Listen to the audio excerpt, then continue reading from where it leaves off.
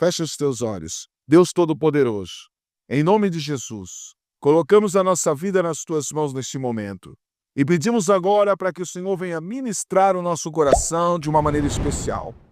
Que caia por terra agora, ó Deus, todo espírito roubador da palavra, em nome de Jesus. Tudo aquilo que faz com que nossa mente vague no momento da mensagem, que seja destruído e que seja por terra agora, em nome de Jesus. E que o Senhor leve o nosso pensamento cativo à obediência do senhorio de Cristo. E que não seja eu, mas o teu Espírito Santo. E que a tua palavra produza dentro de nós vida. E que essa vida seja abundante. Que a tua palavra produza dentro de nós transformação. E que o milagre do Senhor, ó Deus, em nome de Jesus, venha sobre a nossa vida. E que o Senhor abra os nossos ouvidos espirituais. Porque precisamos ouvir a tua voz. E precisamos ser ministrados pelo Senhor. É o que eu te peço neste momento e te agradeço para a glória do Pai, do Filho e do Espírito Santo.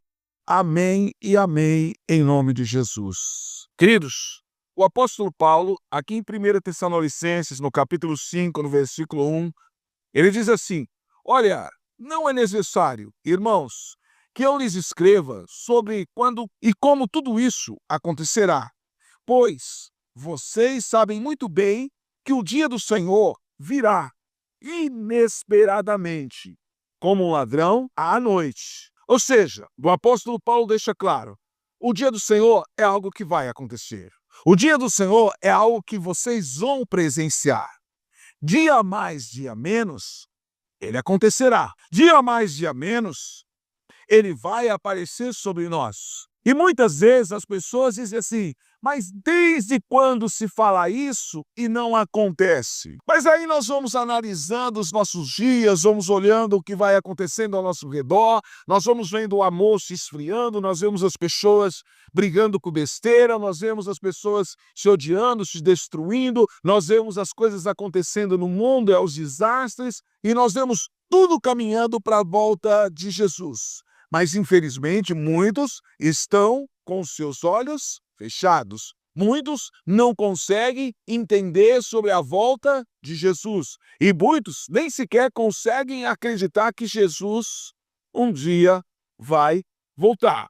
O apóstolo Paulo diz assim no versículo 3: quando as pessoas disserem tudo está em paz e seguro, então o desastre lhes sobrevirá tão repentinamente como iniciam as dores de parto de uma mulher grávida, e não haverá como escapar. Então, o apóstolo Paulo ele vem e ele faz uma alusão. Quando as pessoas disserem que tudo está em paz e seguro, então o desastre vem. Ou seja, então o dia do Senhor vem. Por enquanto, nós estamos vendo um monte de coisas. Guerras, princípios de guerras, terremotos, fome, miséria. Nós estamos vendo dores, nós estamos vendo contendas, estamos vendo mil e uma coisas acontecendo. Mas quando houver calmaria, então nós temos que estar bem atentos e espertos. Temos que estar atentos, com os ouvidos abertos, com os olhos abertos e prestando atenção no que está ao nosso redor. O mundo, ele caminha nos nossos dias para uma nova ordem mundial. O mundo, ele caminha nos nossos dias para que o anticristo reine sobre ele. O mundo, ele caminha para a volta de Jesus. Mas todos estão andando como se Jesus jamais fosse voltar. Aí o apóstolo Paulo faz uma alusão. Ele diz assim, como iniciam repentinamente as dores de parto de uma mulher grávida, e não haverá como escapar. Ou seja, a mulher está grávida, passa por 9 meses, e parece que aquilo é uma eternidade, e de repente está lá tranquilo, e de repente a dor vem de uma vez, e o neném vai sair. De qualquer jeito ele vai sair. Ele vai nascer, e ele vai nascer. E é terrível aquele momento, mas ao mesmo tempo é algo maravilhoso. Por quê? Porque estamos gerando uma nova criatura na face da terra, um novo filho. Aí o apóstolo Paulo diz assim no versículo 4: mas vocês, irmãos, não estão na escuridão a respeito dessas coisas, e não devem se surpreender quando o dia do Senhor vier como um ladrão. Olha como o apóstolo Paulo fala: vocês, irmãos, não estão na escuridão a respeito dessas coisas e não deve se surpreender quando o dia do Senhor vier como um ladrão. Ou seja, se estamos na fé de Cristo, nós estamos o quê? Nos preparando e esperando no Senhor e sabendo que dia mais, dia menos, esse dia vai acontecer. Ele vai chegar. Ele vai chegar. Ele vai. Às vezes muitos dizem assim, não, acontece. Quando Noé falou sobre o dilúvio, todo mundo zombava. Quando nós falamos sobre Jesus, muitos zombam. Quando nós falamos sobre Jesus, muitos não acreditam mais. Quando nós falamos sobre Jesus, muitos dizem, essa história, será? Então, se nós permanecemos firmes em Jesus, para nós é algo tranquilo. Vai acontecer. E nós temos que ter essa certeza dentro de nós. O apóstolo Paulo diz no versículo 5, porque todos vocês são filhos da luz e do dia, não pertencem à escuridão e nem à noite. Vocês são os filhos da luz e vocês são os filhos do dia. Vocês não pertencem à escuridão e também não pertencem à noite. Então isso tem que ser uma coisa que está clara para nós. Nós somos filhos da luz, nós somos filhos do dia. Jesus brilha como o sol do meio-dia. O Senhor é a nossa luz e Ele brilha em nós. Então nós temos que deixar isso claro para nós. Nós não pertencemos à escuridão. Aí o apóstolo Paulo diz assim, olha, portanto, fiquem atentos. Não durmam como aos outros. Permaneçam atentos e sejam sóbrios. Quando o apóstolo Paulo está falando de dormir, ele não está falando de você deitar na sua cama, repousar e dormir para poder descansar para um novo dia. Mas ele está falando de dormir na vida. Ficar ali como um sonâmbulo. Como se você vivesse a vida um dia de cada vez, mas sem um propósito real. E o maior propósito da nossa vida é salvar a nossa alma, salvar o nosso espírito. E entender que um dia nós vamos estar aonde? No céu. Então esse tem que ser o maior objetivo da nossa vida. E isso tem que estar muito, muito, muito claro para nós. Então vocês não durmam como os outros. Não durmam como os outros. Porque os outros estão cegos. Seus olhos estão fechados. E quando nós falamos dos olhos, não é dos olhos físicos, mas seus olhos espirituais. Porque, gente, nós olhamos e vemos as pessoas cada dia mais longe de Deus e parece que está tudo bem. As pessoas só se lembram de Deus quando acontece um acidente, quando acontece algo muito grave, que aí todo mundo vai lá e coloca, Deus está no controle, Deus está no controle, orem por mim, orem pelo meu pai, orem pela minha mãe, orem pelo fulano, orem pelo ciclano, mas só lembra de Deus no momento das coisas ruins. Estavam dormindo até aquele momento. Não se lembram de Deus quando as coisas estão bem. Deus parece que não existe. Vive o dia após o outro como se nada acontecesse. Jesus está voltando. E o apóstolo Paulo fala para nós, não durmam, estejam sóbrios. Sóbrios. Tenha clareza na mente de vocês. E quantos cristãos estão dormindo dentro da igreja? Quantos cristãos estão indo à igreja apenas para participarem de um clube social? Apenas para ver seus amigos, mas não para servir ao Senhor com todo o seu coração, porque não adianta servirmos ao Senhor aqui na igreja, mas não servimos ao Senhor no dia a dia. Não temos um momento para falar com o Senhor no dia a dia. Não colocamos a nossa vida nas mãos de Deus no dia a dia, sabe? Nós temos que estar com Ele em todos os momentos. Em cada decisão, nós precisamos ter a orientação dEle, nós precisamos dar a resposta dEle, precisamos realmente ver a manifestação do poder dEle na nossa vida. Mas hoje a gente vê muita gente dormindo, muita gente distante, muita gente religiosa, mas longe de Deus, preocupada com usos e costumes, mas longe de Deus, preocupada com profecias mentirosas e longe de Deus, preocupado com falsas revelações e longe de Deus, preocupado em agradar o homem, mas não em agradar a Deus. E nós temos que agradar a Deus. Nossa vida pertence para Deus e para mais ninguém. Isso tem que estar claro para nós. Aí o apóstolo Paulo diz assim no versículo 7. Olha, presta atenção.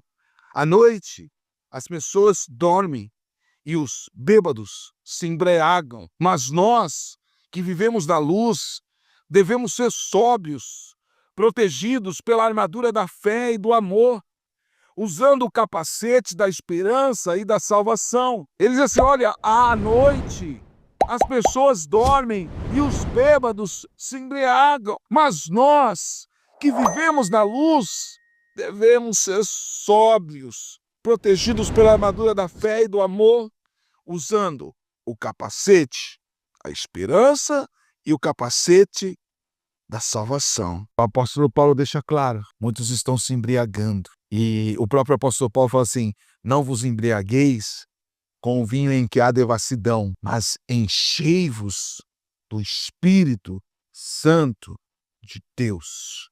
E nós vemos que todo lugar onde o álcool entra, ele destrói. Ele destrói em todo lugar. O apóstolo Paulo diz assim, ó, muitos estão bêbados e se embriagam, ou seja, estão com sua mente distante, com seus olhos fechados, tapados, e não conseguem enxergar Jesus, não conseguem ver a glória de Deus e nem sentir a presença de Deus. Mas ele diz assim, mas nós vivemos na luz. Se vivemos na luz, nós temos que ser sóbrios. Nós não precisamos dessas coisas. Nós não precisamos nos contaminar com este mundo. Nós temos que ser diferentes. E não é pela nossa roupa, é por aquilo que somos, pelo caráter, pela personalidade, pela pessoa que nós somos na face da terra. E sim, nós não vamos agradar a todos, porque Jesus não agradou a todos. Porque se queremos viver para agradar a Deus, nós vamos agradar a Deus. E quando nós agradamos a Deus, nós desagradamos a carne. E principalmente a nossa própria carne. Porque a nossa carne, ela quer julgar. A nossa carne, ela quer o terror. A nossa carne, ela quer o pecado. A nossa carne quer distância de Deus. Distância de Deus. Porque quando Deus falou para a serpente que ela se alimentaria do pó da terra, ele também disse o quê? Que isso daqui é pó, do pó veio e ao pó vai voltar.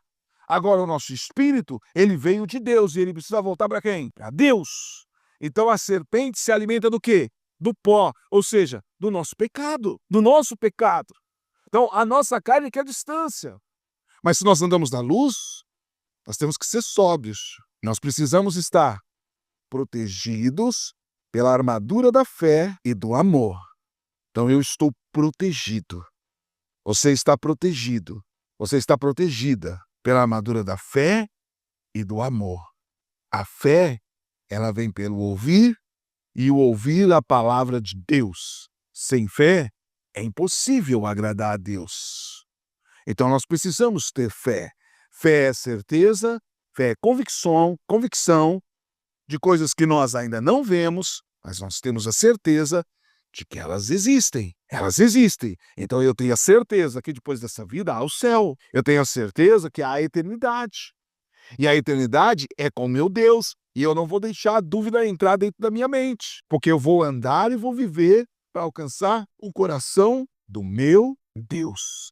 Estar na presença do meu Deus. Falando e buscando ao meu Deus, o Todo-Poderoso. E ele diz o quê? Então nós temos que estar protegidos pela armadura da fé e pela armadura do amor. O amor. Deus amou o mundo de tal maneira que enviou o seu único Filho, para que todo aquele que nele crê não pereça, mas tenha a vida eterna. Jesus deu a sua vida para que hoje nós pudéssemos ter vida. Então o amor de Jesus, ele precisa envolver a nossa vida, para que nós possamos envolver outras pessoas, para que nós possamos ser a diferença na face da terra. E aí o apóstolo Paulo diz assim, olha, vocês também precisam usar o capacete da esperança e da salvação. Porque se nós não tivermos esperança, a nossa fé vai ser vazia e ela vai esmorecer. Se nós não tivermos esperança, o nosso amor ele vai passar. E nós vamos ser pessoas frias e calculistas. E não vai fazer sentido. Então a esperança ela precisa estar viva dentro de nós.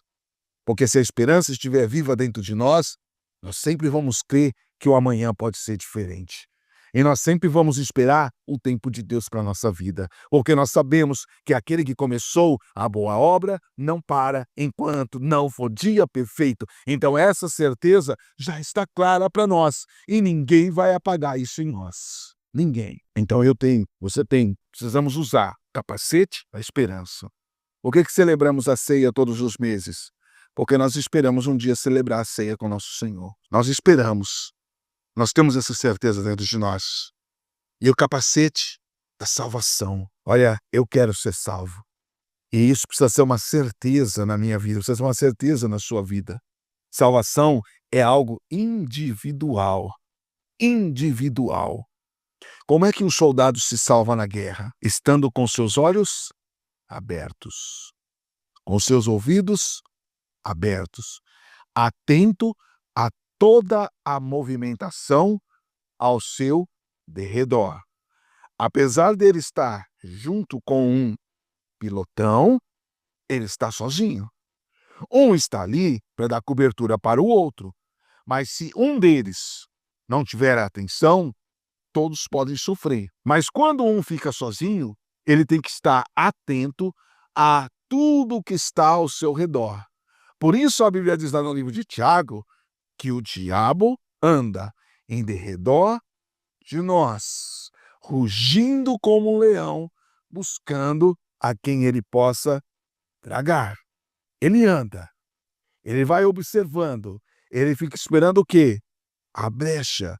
Então, ser salvo é ser atento, é ser vigilante, é andar na presença de Deus, é fugir da aparência do mal, é não dar brecha para que nada aconteça na nossa vida.